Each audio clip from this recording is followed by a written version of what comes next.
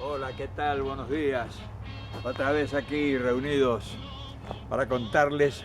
Hoy tengo unas historias imperdibles y quiero compartirlas porque a medida que transcurren los días eh, nos vamos concentrando más en esas cosas pequeñas, como les decía ayer, y, y se las traigo porque están ahí como en ebullición y quieren salir a respirar el aire de la luz.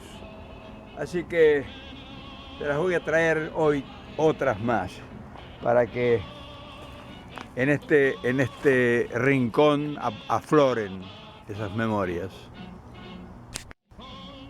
Lo que nosotros deberíamos entender es la época que sucedieron estas cosas. Estamos hablando de 1957, o sea, era muy cercano el momento de que Perón había salido del gobierno, había sido derrocado. Entonces todavía mantenía en su persona todo el rigor del azote que significó la caída de la institución, la caída de su gobierno, y agregándole a eso el clamor de un pueblo que empezaba a ser escarnecido. Entonces, todas estas confusiones, si nosotros no nos situamos en la época, no tienen sentido. Porque, por ejemplo, hoy voy a hablar de cosas muy íntimas.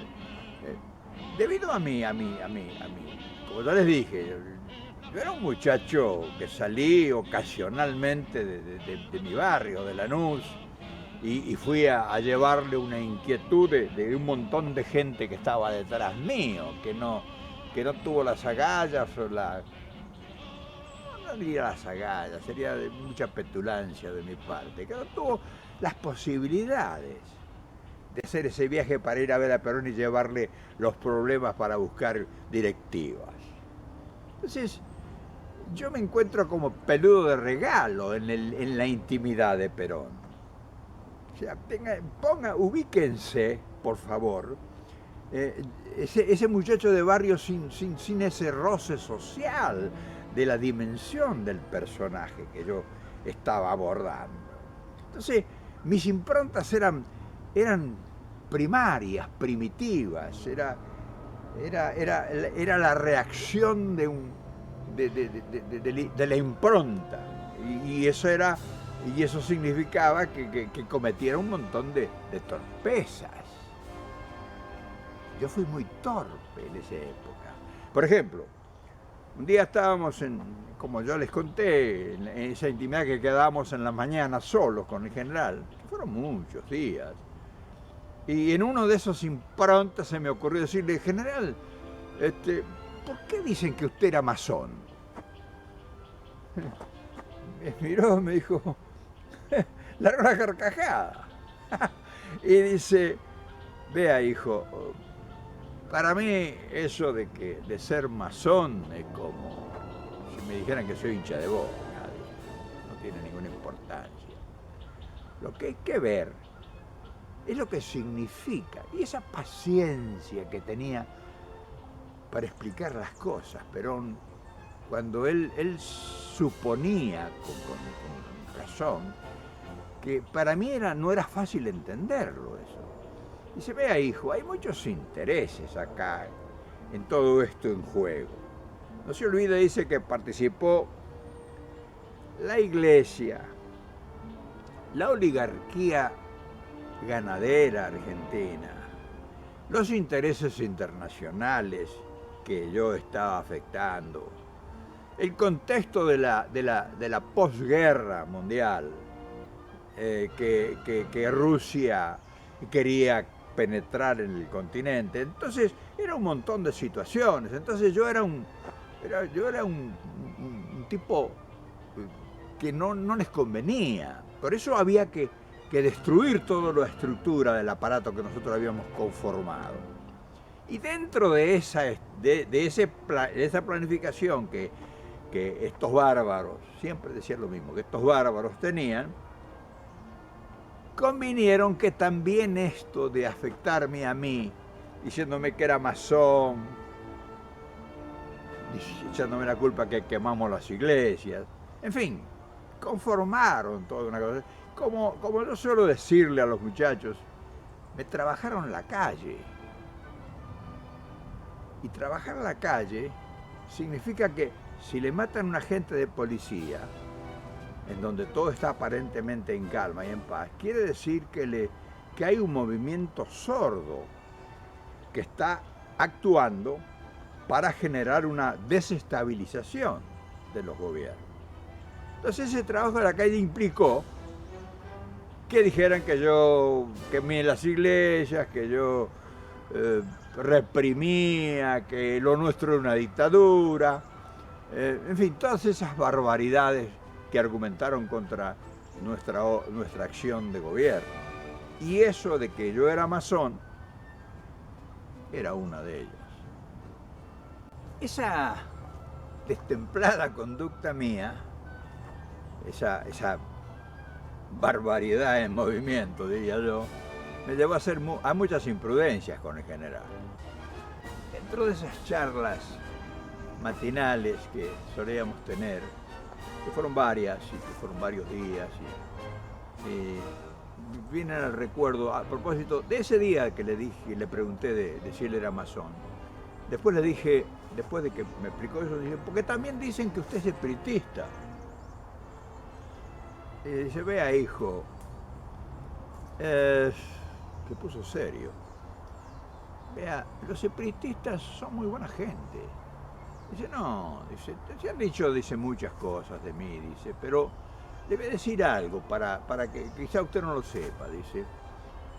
Nosotros fuimos los que le otorgamos la personalidad jurídica a la Escuela Científica Basilio.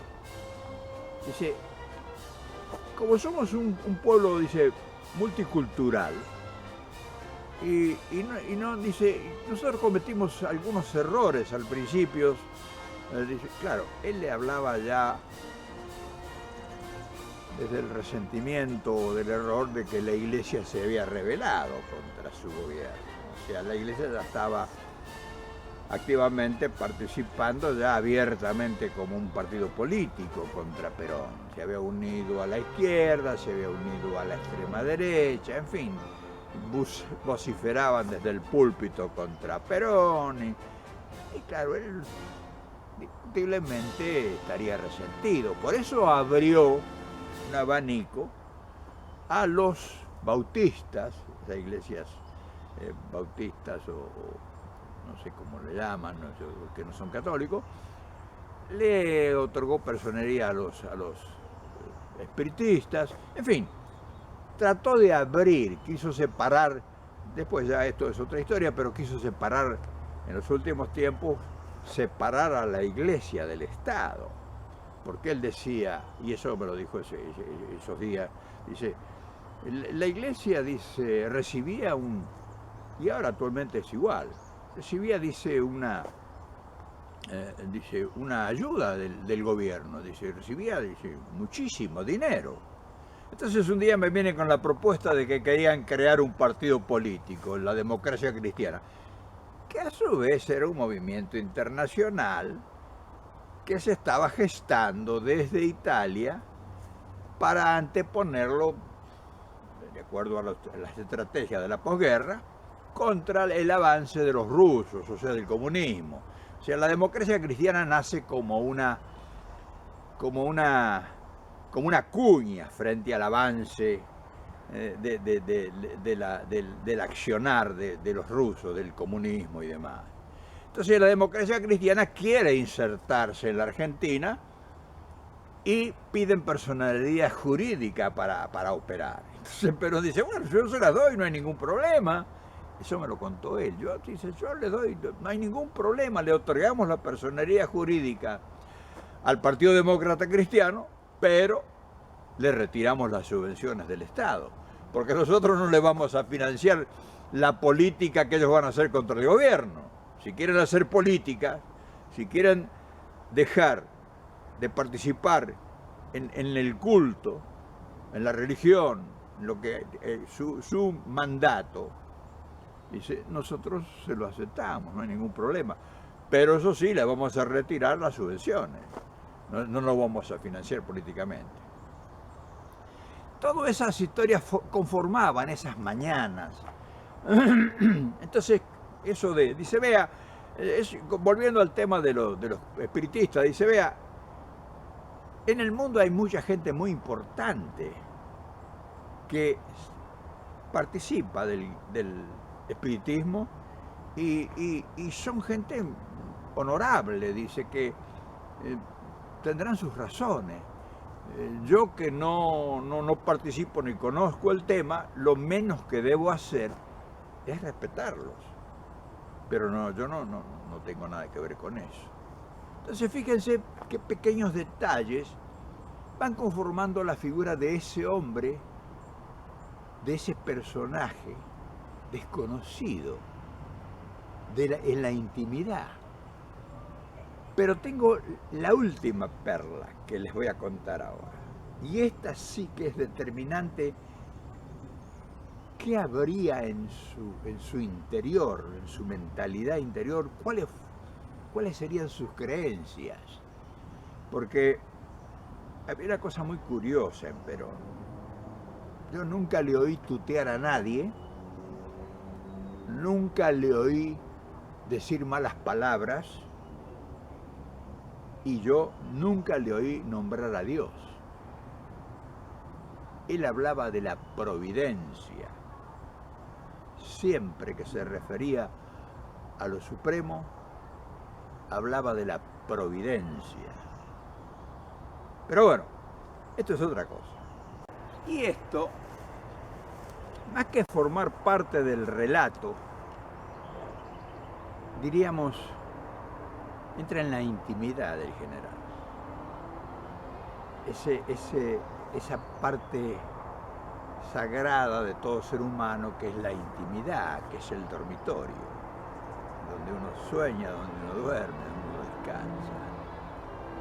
Yo visité en 4 ocasiones el dormitorio de Perón. Y se los voy a contar. La primera vez fue cuando lo conocí en Panamá, que me llevó me presentó a Isabelita, que yo ya les conté en la historia esa, el día que conocí a Perón. Ese día entré al dormitorio de Perón. La segunda vez que entré al dormitorio de Perón fue cuando recién llegó a Caracas. Ya la historia la he contado, pero no en detalle. Cuando yo llegué a Caracas, recuerdan que yo le dije que el general tuvo un problema intestinal muy grande, una gran infección porque bebió agua de la canilla y se agarró una gran infección intestinal en Caracas y estaba en la cama. Y entonces estaba con Martínez, Isabelita y yo. No recibía a nadie porque estaba muy mal, el general estaba con una colitis terrible. Y ahí yo entré a su dormitorio y lo vi en la cama. Isabelita sentada en la cama. O sea, esa fue la segunda vez que yo entré al dormitorio del general. La tercera vez fue también en Caracas, cuando asesinaron a Somoza.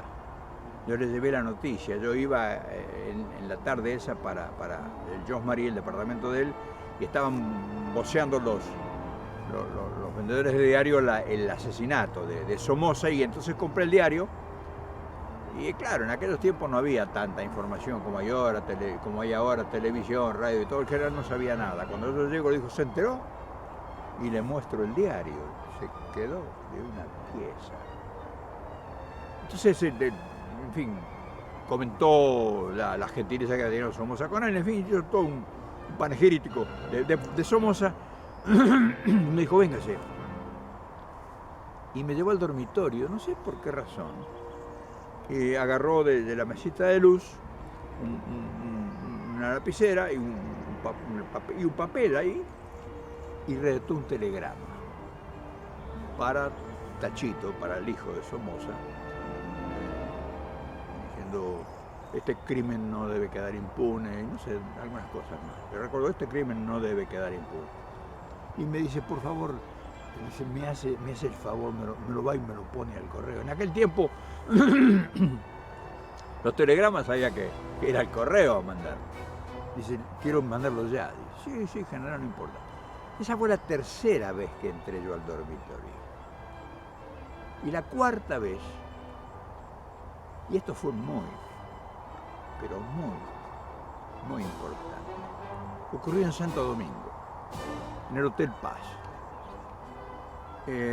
Ya contaré en detalles este episodio que es muy importante, pero voy a rescatar un pedacito para contarlo.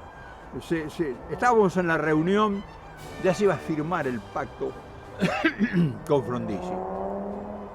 Estábamos reunidos John William Cook, Kelly, Remorino, Borrenghi, estaba Frigerio y Roberto Galán. Entonces, en fin, todo el mundo opinaba de las bonanzas, menos Remorino, que era el votar por Frondizi. Y yo no estuve de acuerdo. Y yo le dije mi punto de vista, porque estábamos todos ahí. Entonces Galán desde una esquina para allá me gritó, dijo, no, vos tenés que hacer lo que dice el doctor Cook, hay que ir allá y a trabajar por el doctor Frondizi. Y yo le dije, yo no estoy de acuerdo, yo no voy a votar por Frondizi ni estoy de acuerdo con él, yo no estoy de acuerdo, general, ¿qué quiere que le diga? Usted sabe cómo yo pienso. Entonces Perón se adelantó, yo estaba así parado, Isabelita al lado, un poquito más allá estaba Galán, Cook estaba en la parte izquierda, al lado de Isabelita, Remorino y yo estábamos en la ventana estábamos todos parados en la sala de la habitación de una especie de suite del Hotel Paz, en Santo Domingo. Y entonces Perón se adelantó y me dijo, venga hijo, y me llevó para su dormitorio. Siéntese, me dijo, y nos sentamos en la cama, los dos. Él se sentó al lado de la mesita de luz y yo al otro lado. Dijo, vea hijo, dice, usted tiene razón. Dice, pero ¿sabe qué? Tenemos que elegir el mal menos peor. Dice, yo no me gusta esto, dice, pero es lo único que podemos, porque seguir votando en blanco no sirve, dice, no avanzamos nada. Y esto vamos a hacer, esto es como un experimento. Dice, vamos a ver, si el hombre no cumple con lo que nos promete, dice, lo denunciamos y ya verá. Pero ahora por lo menos, por eso quiero yo que usted, en fin, tenga una explicación. Pero general, si yo yo soy nadie. No. Usted de toda esta gente es el único que a mí me representa al pueblo argentino. Me quedé helado, pero bueno, era Perón.